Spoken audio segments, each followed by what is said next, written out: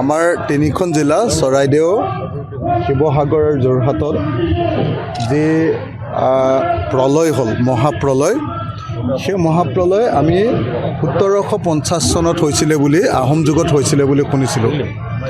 তাৰ পাছত হোৱা আটাইতকৈ ডাঙৰ মহাপ্ৰলয় আমাৰ এইটো। গতিকে এই মহাপ্ৰলয়ৰ সময়ত মানুহৰ অৱস্থা সাংঘাতিক ধৰণে বেয়া হৈছে বুলি আমি সকলোৱে জানো। কিন্তু এতিয়া পৰ্যন্ত চৰকাৰখনে আমাৰ মহাপ্ৰলয়ৰ পৰা মানুহবিলাকৰ যিটো তাৎক্ষণিক সাহাৰ্য, তেওঁলোকে কৈছিলে যে ইমিডিয়েট ৰিলিফ এটা দিম। ইমিডিয়েট ৰিলিফ মানে লগে লগে বোকা চোকা চাফা কৰি যাতে মোটামুটি বিচনা এখন কিনি ল'ব পাৰে, কিনি লৈ ঘৰটোত সোমাব পাৰে, এনেকুৱা পৰিস্থিতি এটা কৰিবৰ কাৰণে টকা 15,000 দিব খুজিছিলে। মই আৰু বেছি হুলস্থুল কৰাৰ কাৰণে 25,000 কৰি দিলে আমাৰ দুখন জিলাৰ কাৰণে।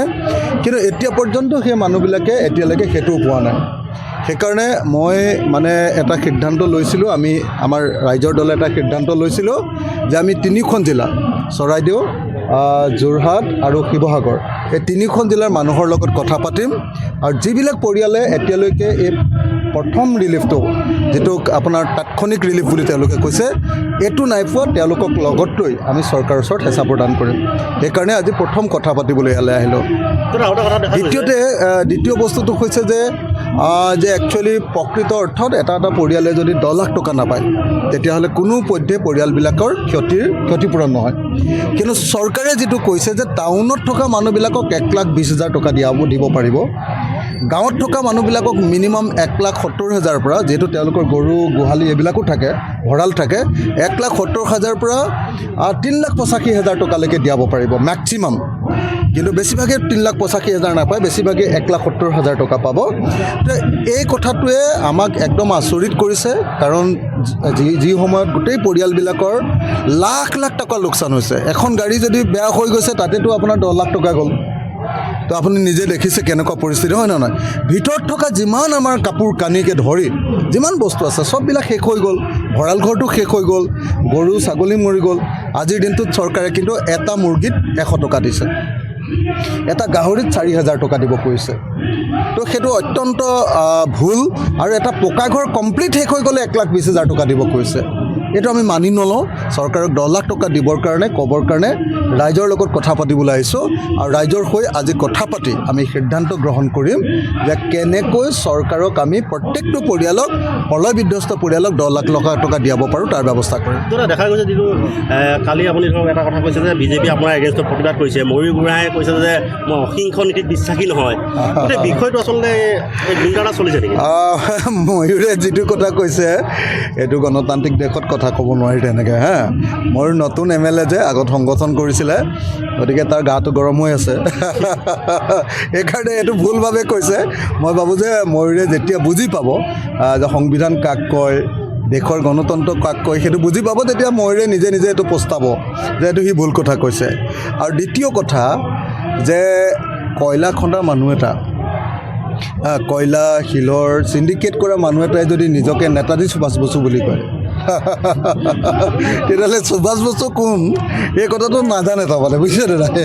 সেইকাৰণে মই ভাবোঁ যে ময়ূৰ সৰু হৈ আছে, বয়সতো সৰু সি, আৰু দ্বিতীয় কথা প্ৰথম MLA, আৰু সি চাগে সংবিধান পঢ়া শুনাও নকৰে।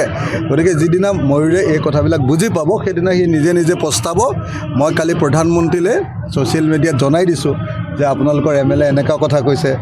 কালি মই মুখ্যমন্ত্ৰীলৈ ছ'চিয়েল মিডিয়াত জনাই দিছোঁ যে আপোনালোকৰ MLA এনেকৈ কথা কৈছে যে সুভাষ বসুৱে আপোনাৰ দেশক ব্ৰিটিছৰ পৰা মুক্ত কৰিব খুজিছিলে, আৰু আমাৰ কি কয় নাজিৰাৰ MLA মোক মাৰি মোক মাৰি মই জনতাৰ কাৰণে লাগি থকা মানুহটো, তাক বোলে আক্ৰমণ কৰি তেওঁ তেওঁৰ আদৰ্শ প্ৰচাৰ কৰিব। এইটোতো নাথুৰাম গডছেহে হ'ব আৰু, হয়নে নহয়? গতিকে এইবিলাক একেবাৰে মই ভাবোঁ যে তাৰ এনেই মই যে আচলতে ধৰি আছোঁ, 3জন MLAৰ কথা কৈ আছোঁ, যে সুশান্ত বৰগোহাঁই, আপোনালোকৰ ইয়াৰ MLA কি নাম আছিলে, ধৰ্মেশ্বৰ কোঁৱৰ আৰু ময়ূৰ, এই 3জনৰ কাৰণে যে গোটেই প্ৰলয়টো হৈছে বুলি মই কৈছোঁ। আৰু হয়ো, আপোনালোকেও জানে, চবেই জানে, এতিয়া আপোনালোকে নক'ব পাৰে, কিন্তু হয় সেই কথাটো, হয় নহয়? কয়লা শিল চববিলাক এওঁলোকে খান্দে, গতিকে যিহেতু খান্দে, গতিকে মই কৈ দিছোঁ চিধাকৈ, মই কৈ দিব পৰা মানুহ, মই ভয় নকৰোঁ কাৰণে মই কৈ দিওঁ।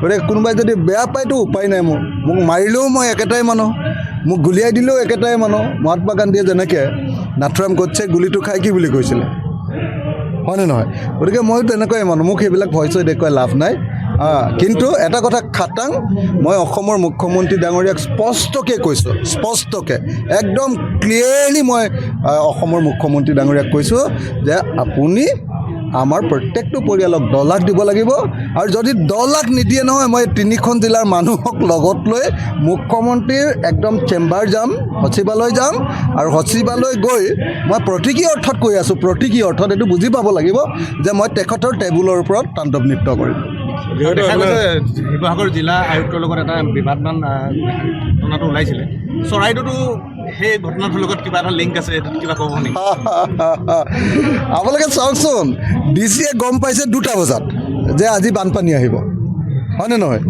সেই কথাটো আকৌ আমাৰ গাৰ্জেন মিনিষ্টাৰকো কৈছে বিমলক সেই মানুহ দুটাই নিজৰ ভিতৰত কথা নাপাতি সেইটোকে যদি ছ'চিয়েল মিডিয়াত দি দিলেহেঁতেন সেইটোকে যদি টিভি মানুহবিলাকক আপোনালোকক কৈ দিলেহেঁতেন যে এনেকুৱা হৈছে দুইজনটো গিৰিয়েক ঘৈণীয়েক নহয় জানো আমাৰ সোণাৰীৰ মানে চৰাইদেউৰ ডিচি আৰু শিৱসাগৰ ডিচি গিৰিয়েক ঘৈণীয়েক তেওঁলোক দুজনে যদি ছ'চিয়েল মিডিয়াত বা মিডিয়াত যদি কৈ দিলেহেঁতেন যে আমি নাগালেণ্ডত এনেকুৱা খবৰ পাইছোঁ ৰাইজ আপোনালোকে ঘৰকেইটা এৰি দিয়ক আমি চাৰ্টিফিকেটখন লৈ ঘৰখিনিৰ পৰা আঁতৰি দিলোহেঁতেন তেতিয়া 105জন মানুহ বাচিলেহেঁতেন প্ৰথম কথা সেইটো নকৰিলে গতিকে মোৰ তেওঁৰ ওপৰত খং আছে খাৰাংখাজ কথা মোৰ অসমৰ খিলঞ্জীয়া মানুহ 105জন মানুহ ঢুকাইছে গৰু গাই গোটেই সা সম্পত্তি চব ধ্বংস হৈ গৈছে মোৰ তেওঁৰ ওপৰত খং আছে মিছা কথা কৈ লাভ নাই মোৰ ডিচিৰ ওপৰত পূৰা খং আছে দ্বিতীয় কথা আমাৰ ডিচিজনে একেবাৰে মন্ত্ৰীৰ পিছে পিছে ঘূৰি ফুৰে কাম নকৰে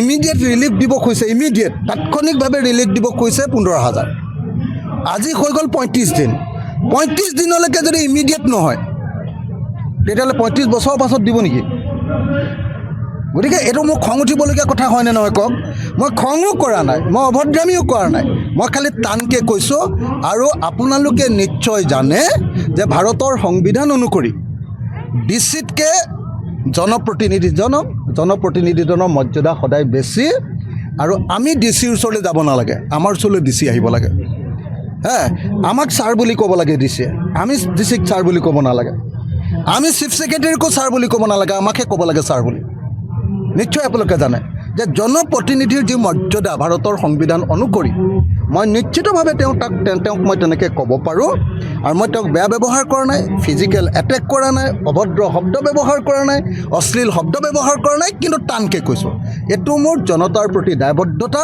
আৰু এইটো মই এতিয়া নহয় ভৱিষ্যতেও আগতেও কৈ থাকোঁ ভৱিষ্যতেও কৈ থাকিম তাৰ কাৰণে যদি পৃথিৱীখন লুটিও খাই যায় তথাপিও মই ইমান কেয়াৰ চেয়াৰ কৰা মানুহ নহয় আপোনালোকক মই খাটাংকৈ কৈছোঁ যে যিদিনালৈকে সকলোৱে ইমিডিয়েট ক্ষতিটো নাপাব ইমিডিয়েট ৰিলিফটো নাপাব আৰু 100% ক্ষতিপূৰণ নাপাব তেতিয়ালৈকে মই কাকো শান্তিত থাকিব নিদিওঁ যিকোনো খবৰৰ বাবে যোগাযোগ কৰক 9181 307 221 আমাৰ এই নম্বৰত।